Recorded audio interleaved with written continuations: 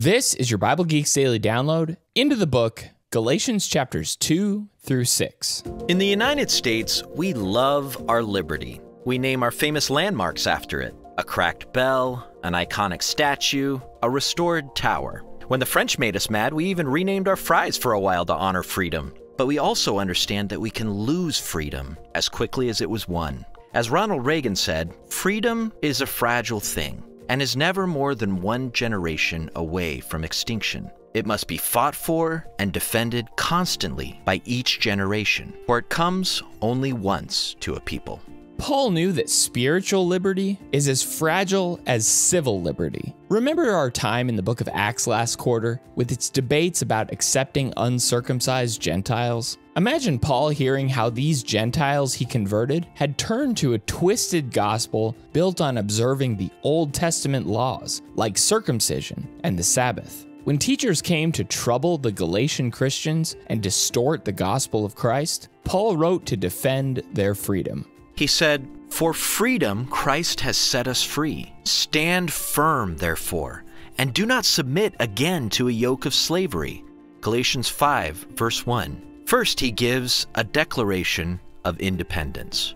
Keeping with our metaphor of American liberty, we might describe Paul's first argument as his declaration of independence from any other man. His gospel didn't come from Peter or James, but by revelation from God himself. These pillars accepted Paul as an apostle ministering to the uncircumcised. Galatians chapter 2, verses 7 through 9. What did Paul do when a group wanted to spy out our freedom and bring us into slavery? Next, Paul talks about the enemies of freedom. On Tuesday in Galatians 3, we'll read that Christ frees us from the law and from its curse. What purpose did the law play until Christ came? Who has put on Christ, and whose offspring are you if you are Christ's? Shockingly, Jews and Gentiles outside Christ find themselves in the same predicament, enslaved to the elementary principles of the world. Gentile Christians were set free from enslavement to false gods, just like Jews were freed from the law. So Paul asks a good question. Now that you've tasted freedom, why go back to slavery? Then Paul talks about children of the free woman. Our reading on Wednesday in Galatians 4 gives two memorable contrasts. First, he contrasts the slave with the heir.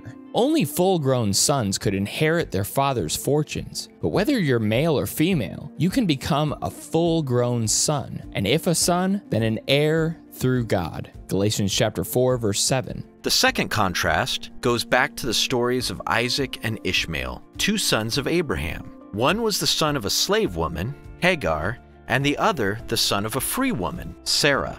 God promised to bless all nations through Isaac. Paul compares Ishmael to the Old Covenant and Isaac to the New.